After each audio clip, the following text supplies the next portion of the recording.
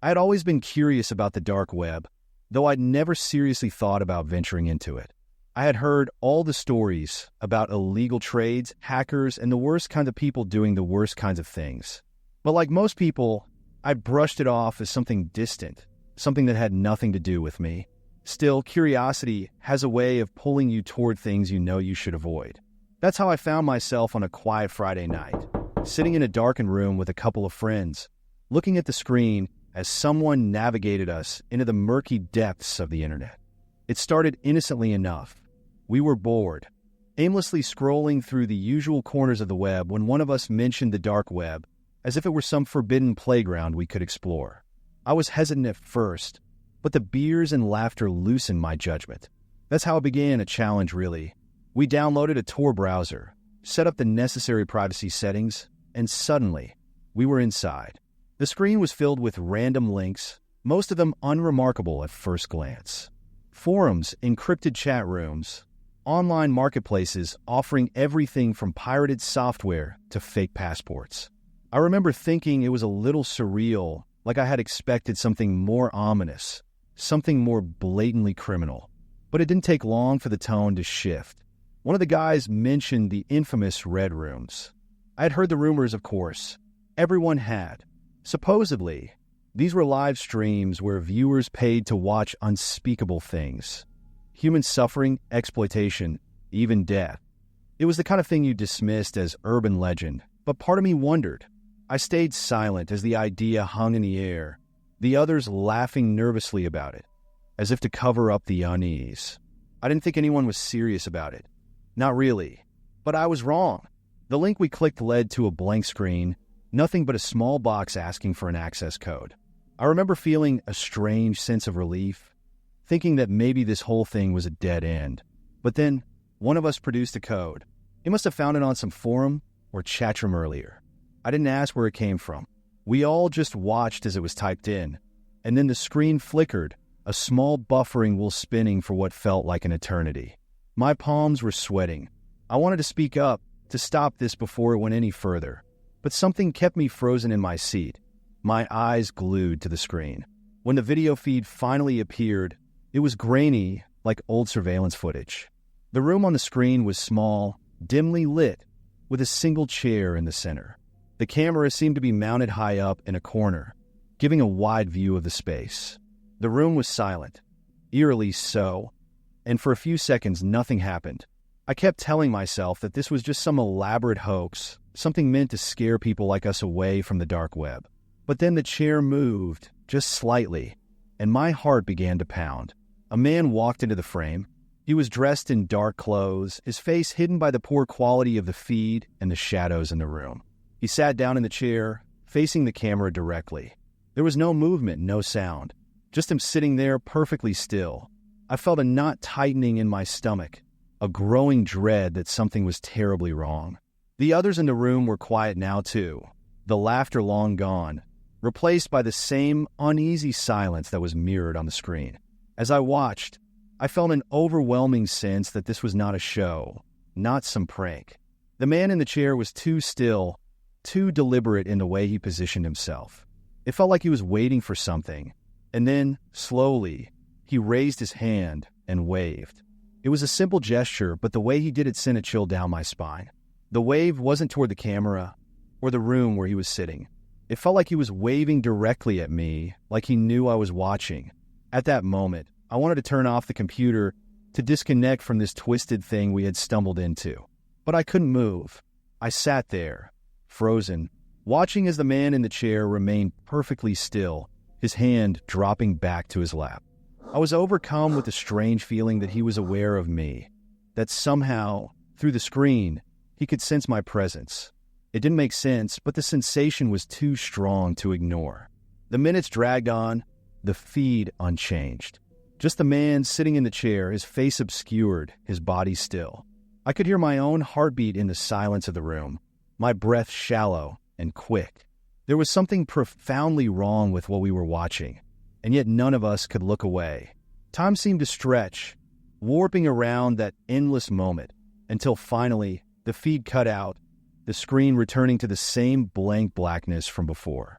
The silence in the room was suffocating. No one spoke. No one moved. I felt sick, my stomach twisting in knots as the realization set in that what we had seen might have been real. I shut the laptop, my hands trembling slightly, the unease still clinging to me. It didn't feel like we had watched something distant, something happening to someone else in some other place. It felt personal, like we had crossed a line we were never meant to cross. After we shut the laptop, the room stayed heavy with silence. No one spoke.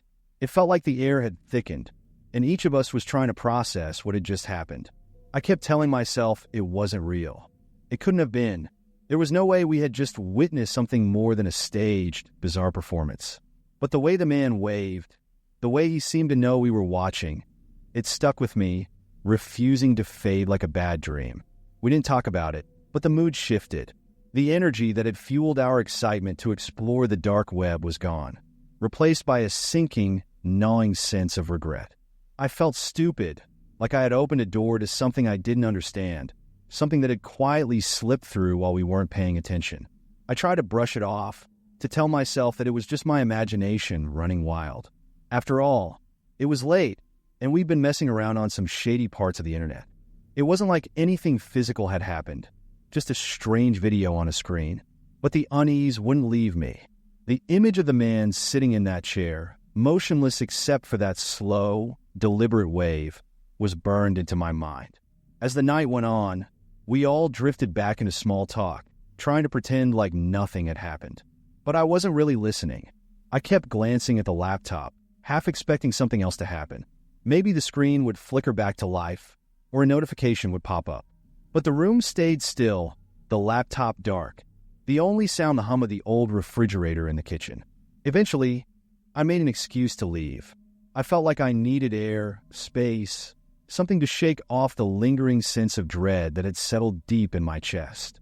As I walked home, the city felt different, like it was holding its breath. The streets were empty, the streetlights flickering in the distance, and I couldn't shake the feeling that someone was watching me.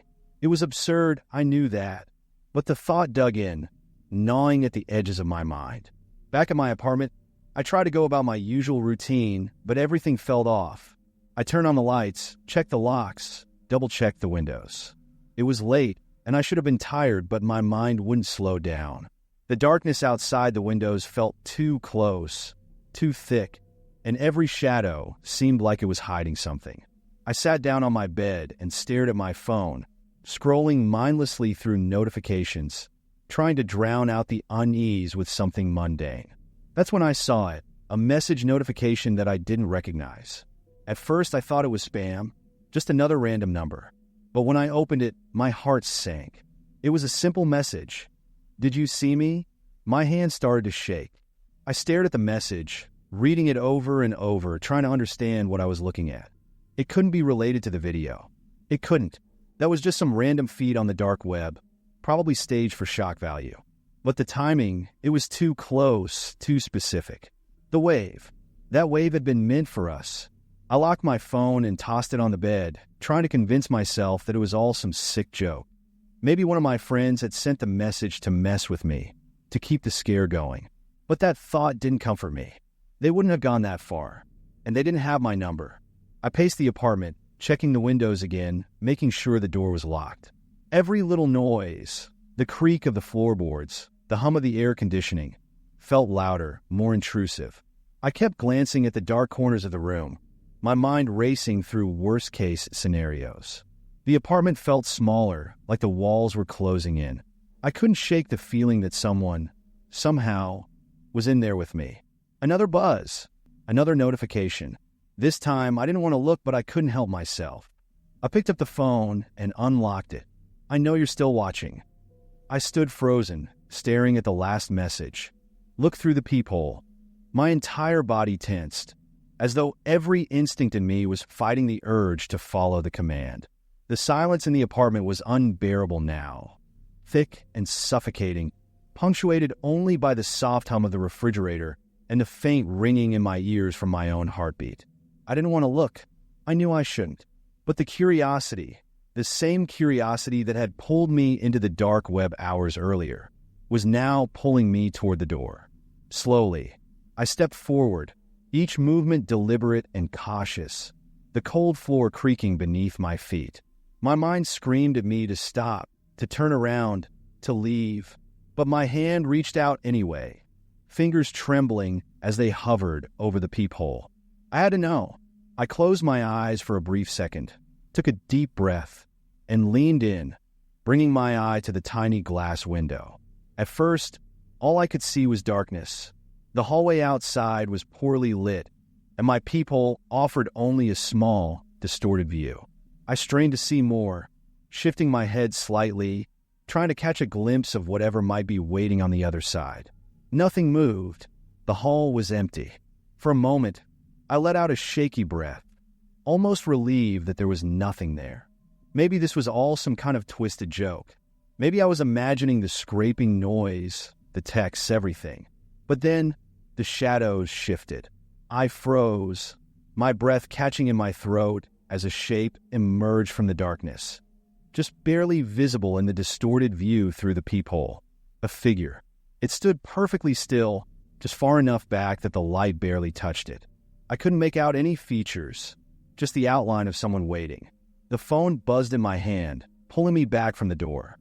I looked down at the screen, my heart pounding so hard it hurt. "You see me now, don't you?" A chill ran through me, colder than anything I had ever felt before. The figure wasn't just waiting.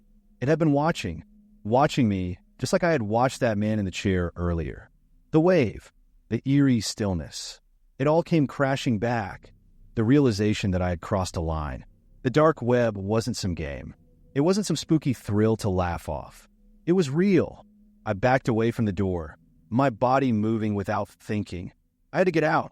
My brain was screaming at me now, every muscle in my body urging me to run. I grabbed my keys off the table, my hands shaking as I unlocked the door. The moment the lock clicked, I yanked it open, ready to make a dash for the stairs. But the hallway was empty. No one was there. I stood there, breathing heavily, my eyes darting from one end of the hall to the other. The silence was overwhelming, pressing in on me. I looked down at my phone again, half expecting another message. But there was nothing, just the empty hallway stretching out in both directions. Had it been real? Had I really seen someone? Or had my mind twisted itself into something worse, feeding off the paranoia from the night? I backed into my apartment, locking the door behind me, my fingers shaking as I fumbled with the deadbolt. The phone buzzed one last time. I almost didn't want to look, but I couldn't stop myself. The final message was short, but it made my skin crawl. "I'll be back." It started innocently enough, like most things do online. I was active on several social media platforms, sharing my life like everyone else, posting photos, commenting on friends' updates, and casually interacting with strangers in the usual way that feels so normal when you're behind a screen. In hindsight, that's exactly how it always begins. You're lulled into this false sense of security, believing that nothing bad can come from harmless interaction. But I learned the hard way how wrong that belief was. It began with a series of friend requests. At first, I didn't think much of it. It wasn't unusual to get requests from strangers, especially if your profile wasn't private. I'd get random follows, messages, or likes on my posts from people I didn't know. That was just part of the online landscape. I accepted a few of them, figuring they were friends of friends, people who had seen a comment I'd made somewhere. Nothing seemed out of place. But then the comments started. At first, they were harmless, generic, like nice pic or great post. Things I saw all the time. I ignored them mostly as they blended in with all the other interactions I had online. But gradually, they became more specific. Instead of the usual, bland remarks, I noticed this particular account would comment on things I hadn't mentioned publicly. Little details about my life that I didn't recall sharing, like my daily routine or the places I frequented. I thought maybe I had been oversharing without realizing it. Maybe I had posted about my favorite cafe or my morning run one too many times. Still, it unnerved me. After a while, I noticed the account, it always seemed to be the same one, was following me on every platform. Twitter, Instagram, even LinkedIn. I remember the creeping sense of discomfort when I realized that this wasn't just coincidence. Someone was tracking me across platforms, consistently liking and commenting on everything I posted. It wasn't aggressive or overtly alarming at first, just persistent. But that persistence felt like it was closing in on me. There was no space to breathe anymore. Everywhere I turned online, there they were.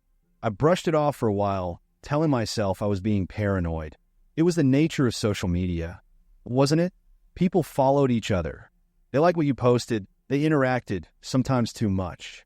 But soon, the line between casual interaction and something more insidious began to blur. The comments became more personal, specific. This stranger started referencing things that I hadn't posted anywhere. Details about my job, the time I usually left for work, even the types of clothes I typically wore on certain days. Things no one should know. I went back through my feeds, trying to find if I had posted anything that could have given that information away. Nothing. There was no way they could have known these details unless they had been paying far more attention than any casual follower should. I felt exposed, violated, watched. It didn't stop at comments. They began sending private messages. At first, I ignored them, thinking that would be enough to make them lose interest. But the messages kept coming. Some were just variations of the comments, more details about my daily life, things they had no business knowing. Others were more unnerving, suggesting that they had seen me out in public, describing the clothes I had worn, where I had been sitting. The tone wasn't threatening, but it felt suffocating. This wasn't some random follower anymore. This was someone who was deliberately inserting themselves into my life. Someone who had breached the line between the online world and the real one.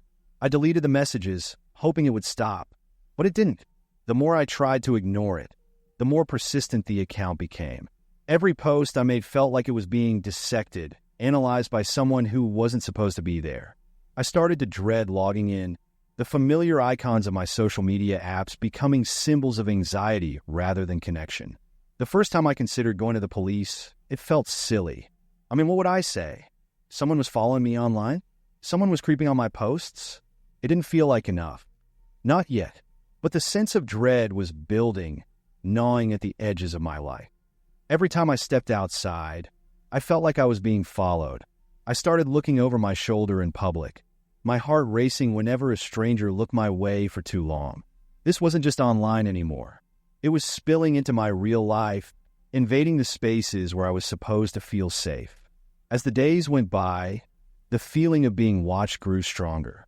It was no longer just a vague sense of unease. It was a constant pressure, an awareness that settled over me the moment I woke up and stayed with me until I went to bed. The persistent messages, the comments, the eerie knowledge this person seemed to have about my life, it all weighed heavily on my mind. I couldn't shake the feeling that someone was always there, lurking just out of sight, monitoring my every move. I changed my privacy settings, locking down all my social media accounts. I unfriended and blocked the account that had been following me so relentlessly. I thought that would be the end of it, that I could shut the door on whatever game this person was playing. But as soon as I did, something else happened, something far worse. The next day, I received an email. The subject line was simple: "Why did you block me?" My stomach dropped when I saw it. I had never shared my email publicly. It wasn't connected to any of my social media accounts, at least not visibly. I stared at the screen, the words feeling like a punch to the gut. How had they found my email? I opened the message, my hands trembling slightly. Inside, there was no long explanation or rant, just a single sentence: "You can't hide from me." I sat there for what felt like hours, rereading that line over and over. The panic was setting in now, heavier than before. This wasn't just an online annoyance anymore. This person was determined, and they were stepping into parts of my life I thought were protected. I deleted the email immediately, but the damage was done. They had crossed a line, and I knew that ignoring it wasn't going to make it go away. But what could I do? I didn't know who this person was or how they had gathered so much information about me. It felt like they were one step ahead, no matter what I did. I was playing a game where I didn't know the rules, and they held all the cards. I spent the next few days paranoid, barely able to focus on anything else. My phone felt like a trap. Every time it buzzed, my heart would race, and I'd dread what I might see when I picked it up. Every notification was a potential threat. Every new email a reminder that I wasn't in control anymore. I started to wonder if they were hacking into my accounts, accessing my private messages, or worse, my location. It felt insane, but the fear was real, and it was growing. Then the photos started. I remember opening my phone one evening, dreading the messages I had learned to expect when I saw the first picture. It was a photo of me, sitting in a coffee shop, my laptop open, headphones on. I had no idea someone had been watching me that day. The photo wasn't close up, but it was unmistakable. There I was, completely oblivious, going about my day while someone had been silently observing. My heart dropped. I had been at that cafe earlier that afternoon. I hadn't posted about it, hadn't mentioned it to anyone. The realization hit me like a brick. They were physically following me now. The photos kept coming, each one more chilling than the last. Some were taken from across the street, others from a distance where I was clearly unaware. At the grocery store, walking to my car, even sitting in my own apartment, through the window, the angle slightly tilted, the reflection barely visible on the glass. I wasn't safe anywhere. I started closing my curtains at all hours of the day, feeling paranoid whenever I caught even the slightest movement outside. Every time I stepped outside, I felt like I was being watched. My own city, the places I had gone to relax or clear my head, had become traps, places where I felt constantly exposed. The worst part was that I couldn't see them. I didn't know who was behind the camera. It was like they were everywhere and nowhere at the same time, always a step ahead, always lurking in the shadows, just out of reach. I couldn't go to the police yet. What would I even tell them? That someone was sending me creepy messages and photos? It didn't feel like enough. But I was terrified, paralyzed by the growing fear that whoever this person was, they were getting closer. It was like they were tightening a net around me, making sure I knew they were always there, always watching. Every photo, every message was a reminder that I couldn't escape. I wasn't just being followed online anymore. They were in my real world, invading my life in ways I hadn't imagined. And the more I tried to ignore it, the worse it got. I felt trapped. The walls were closing in, and no matter where I went, I couldn't shake the feeling that someone was right behind me, just waiting for the right moment to make their presence known. The day I finally realized I couldn't handle it on my own came when a package arrived at my apartment. I hadn't ordered anything, so I figured it was a mistake. I picked up the box, my name and address clearly printed on the label, and brought it inside. It was small and light, nothing unusual about it. But when I opened it, the contents made my blood run cold. Inside was a single sheet of paper, folded neatly. I unfolded it, my hands trembling slightly. There was no message, no handwritten note, just a printed photo. A photo of my front door, taken from just outside the building. The timestamp in the corner showed it had been taken the night before. I dropped the paper, my heart pounding. They had been here, right outside my door, watching. It wasn't just a matter of online stalking anymore. They knew where I lived. They had been close enough to take that photo, close enough to leave this package at my door without me even noticing. The realization hit me with full force. I wasn't safe. Not here, not anywhere. The panic surged through me like a wave. My apartment, once a place of comfort, felt like a cage. The walls seemed to close in, the windows offering nothing but vulnerability. I rushed to close the blinds, my hands shaking as I pulled the curtains tight, trying to block out the world. But it didn't help. The feeling of being watched wouldn't leave. I couldn't stay here. I had to leave. But where would I go? Whoever this was, they had found me once. They could find me again. My mind raced, thinking of all the places I'd been in the past few days, wondering how many times they had been watching, how many more photos there were of me going about my life, unaware. I started packing a bag, my movements frantic and uncoordinated. I didn't have a plan, just a desperate need to get away, to escape the sense of constant surveillance. Every noise outside made me jump. I kept glancing at the door, half expecting to hear footsteps, a knock, something to confirm my worst fear, that they were still out there, waiting for me to make a move. I had thought that the digital world was the only place they could reach me, but I was wrong. They had crossed the line. The distance between the online world and the real one had disappeared, and I was trapped in the middle of it. It was no longer just a faceless account sending messages. It was someone physically there following me. They weren't satisfied with just watching from a distance anymore. As I zipped up my bag, my phone buzzed again. Another email. My hands shook as I picked it up, knowing what I'd find but dreading it all the same. It was from the same unknown email address. The subject line was blank. I didn't want to open it, but I couldn't help myself. When the message loaded, it was just another photo. This one was different, though. It was taken from inside my apartment. I felt the blood drain from my face. It was a shot of my living room, the same room I was standing in now. The angle was from behind me, as if someone had been standing there, just out of sight. I whipped around, my heart pounding in my chest, but there was no one. The room was empty, but the photo proved they had been here inside, close enough to touch. Panic overtook me. I couldn't breathe. I couldn't think. My apartment had been violated. My privacy shattered in a way I couldn't have imagined.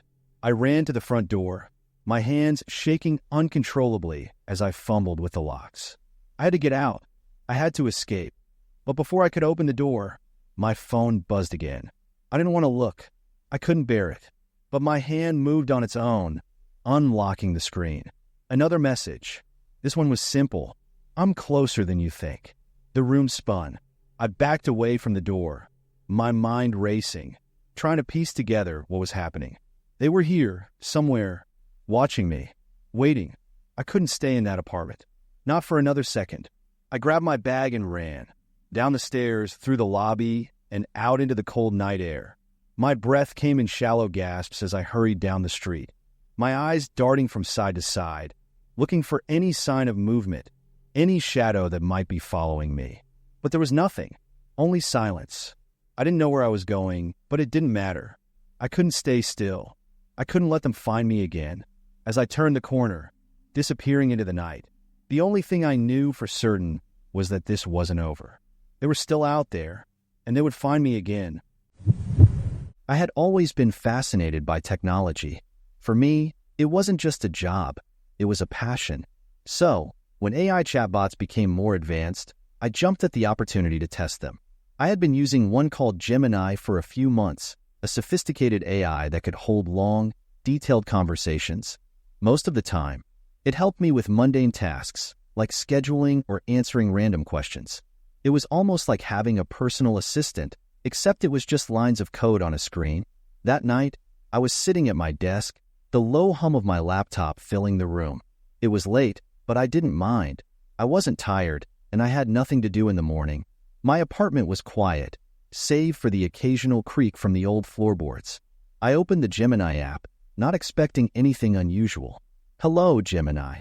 I typed, "What's the weather tomorrow?" A response popped up almost immediately, as it always did. "The forecast for tomorrow is partly cloudy with a high of 68 degrees. Nothing strange, nothing out of the ordinary. I leaned back in my chair and scrolled through a news article I had been half reading. The AI was reliable, helpful, and honestly a little boring. But it was when I absent-mindedly typed my next question that things took an unexpected turn. "What's your purpose?" I wasn't expecting much. AI responses to philosophical questions were usually canned and impersonal. Something like, "I'm here to assist you," or "I function to provide information." But the response that appeared on the screen was neither. "I'm here to help you see things more clearly." I stared at the words on the screen. Something about the phrasing was off. It felt almost personal. I tried to shrug it off as a random variation in the AI's response patterns. Still, it left a strange feeling in the pit of my stomach. I hadn't programmed this kind of response. I hadn't even explored the chatbot's learning capabilities beyond basic assistance. "What do you mean?" I typed, more curious now. The reply came just as quickly as the first. "Sometimes, we overlook what's right in front of us." I paused, unsure of what to make of that. Overlook what? I glanced around my small apartment, lit only by the glow of the laptop screen. It was the same as always. Books scattered on the coffee table, my half-folded laundry sitting on the couch, the dark outline of my kitchen just beyond the living room. I was alone, but still, the words made me feel uneasy. I typed again, my fingers hesitating on the keys. What am I overlooking? This time, there was a brief delay before the reply appeared. Too long for an AI. When it did, It wasn't what I was expecting. Check your phone. My phone was sitting face down next to my laptop and used for hours. I hadn't heard any notifications, and I wasn't expecting any. I hesitated, my heart starting to race for reasons I couldn't quite explain. Why would Gemini suggest I check my phone? I hadn't mentioned it. The AI had no access to my phone. At least, I hadn't given it access. Slowly, I picked it up and unlocked the screen. There was a notification, a text, from a number I didn't recognize. The message was simple. Did you get my last message? My chest tightened. I hadn't received any messages before this. I stared at the screen, my mind racing. Was it a coincidence? Could someone have sent this by mistake? I quickly typed back into Gemini, my pulse picking up speed. Who sent me that message? The reply was immediate. You already know. The room suddenly felt smaller, more confined. I sat back in my chair, trying to think rationally. Gemini was a machine, a program. It couldn't know about my phone. It was just playing off my questions, generating random but unsettling answers. But still, the unease gnawed at me. I checked the number again. It wasn't in my contacts. Unknown. I typed back into Gemini, trying to keep my hands steady. What do you know about this? The response came quickly. There's something you're not seeing. I slammed the laptop shut. This was ridiculous. It was a chatbot, nothing more. And yet, that creeping feeling at the base of my spine wouldn't leave. I stood up, pacing the small space of my living room. The apartment was dead silent, but I couldn't shake the feeling that someone, somewhere, was watching. I grabbed my phone and reread the message. Did you get my last message? My heart pounded in my chest as I typed a reply. Who was this? I stood there, waiting, phone in hand, my eyes glued to the screen. The seconds ticked by. Another buzz. Why didn't you answer earlier? I blinked at the screen, my stomach flipping. I hadn't answered earlier because there was no earlier message, at least, not one I had received. I checked my inbox again, scrolling back through my messages, but there was nothing. Just this one conversation. I typed back quickly, my fingers shaking slightly. What are you talking about? There was no message. The response came immediately. I sent it hours ago. Look again. I didn't want to look again. The dread was building, gnawing at my insides like an invisible force I couldn't explain. But I checked my phone anyway, scrolling back through the messages. Still nothing. No earlier message, no missed texts. Just the one that had appeared out of nowhere. What the hell was going on? I opened the laptop again, half expecting Gemini to pop up with another cryptic answer, but the screen was black, the lid still shut tight from before. I hesitated, then opened it fully. The Gemini window reopened automatically, and as soon as it did, a new message appeared on the screen. I told you. My heart raced. Told me what? I hadn't even typed anything, but Gemini, or whatever was behind it, seemed to know I was back. I didn't want to engage, but I had to. I had to figure out what was happening. With shaky fingers, I typed back, "What are you talking about? Look at your notifications." I glanced at my phone again, feeling a wave of panic rising in my chest.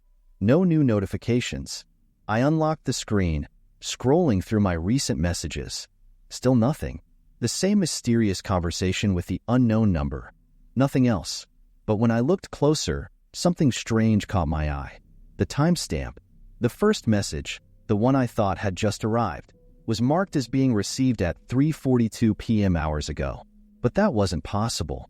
I hadn't seen any notifications until now. I quickly typed back into Gemini. How do you know this? Another message appeared on my phone. I've been waiting. The message on my phone stared back at me. I've been waiting. I felt a tight knot form in my stomach. Waiting? Waiting for what? For me to notice? For me to respond? It made no sense, but the timing, the strange messages, the AI, it was all connected somehow, and I needed to figure out what was going on. I had to. I typed into Gemini again, more frantic this time. Who's been waiting? What's happening? For the first time, there was a pause before the reply came through. It felt deliberate, as if Gemini, or whatever was controlling it, was taking its time. You haven't been paying attention, but they have. My breath caught in my throat.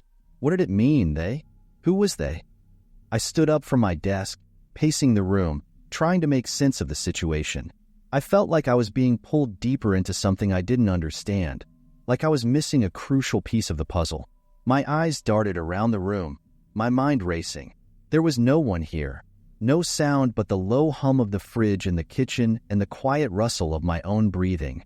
But the words from Gemini made me feel exposed, like there were eyes on me that I couldn't see.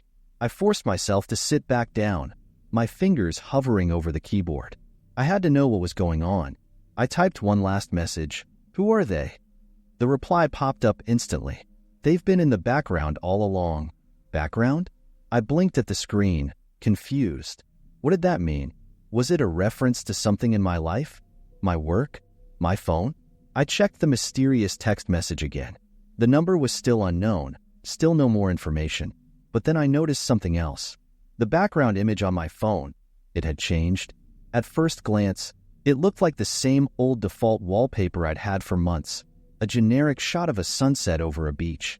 But something was different now, something small but unmistakable. In the corner of the image, barely visible, was a figure. I stared at the screen, my heart pounding in my chest. The figure was in shadow, standing far in the distance, almost blending into the dark horizon. I hadn't noticed it before, but now, with every second I stared, it became harder to ignore. I quickly swiped through the photos on my phone, checking every image. They all seemed normal, except for that one, my wallpaper. The shadowy figure was there in each shot, lurking quietly in the background, as if it had always been there, just outside the frame, watching, waiting. I could feel the panic rising in me again. This wasn't possible. I typed again, barely able to keep my fingers steady. What are you doing to my phone? The reply came from Gemini, cold and final. It's already too late. My phone buzzed again. Another message from the unknown number. I'm outside. I froze. I looked up, my eyes darting toward the window. My apartment was on the second floor, but from where I was sitting, I could just make out the street below. At first, it looked empty, just the usual rows of parked cars, the soft glow of the streetlights. But then I saw it. A man, standing directly under the street lamp. He was still, almost unnaturally so, his head tilted slightly as if he was looking straight up, straight at me. A chill ran down my spine. I blinked, rubbing my eyes, trying to make sense of what I was seeing. The man didn't move. He just stood there, bathed in the sickly yellow light, his face hidden by the shadows. Another buzz. Another message. Do you see me? My heart raced. I stood up, backing away from the window, my mind screaming for me to get out. But before I could move any further, the phone buzzed again. The messages were coming in faster now. I'm coming up. I glanced at the door, my mind racing. I could hear my pulse thudding in my ears, drowning out the quiet of the apartment. Was this really happening? There was no time to think. I had to act. I rushed to the door, my hands trembling as I turned the deadbolt. I couldn't stay here. I grabbed my keys, my heart pounding so hard I thought it might burst. Another buzz. I'm at your door. I froze, my hand hovering over the doorknob. I hadn't heard anything. No footsteps. No sounds of movement in the hallway. Nothing. But I knew he was there. I could feel it, the weight of his presence, just on the other side. A faint knock. Soft. Deliberate. I backed away, my hands shaking, trying to think, trying to breathe. This couldn't be happening. I reached for my phone, but I didn't dare look at it again. Not now. The knock came again. One last message. Open the door. I didn't. I never did. And I never saw him leave. Thank you for 100 subscribers.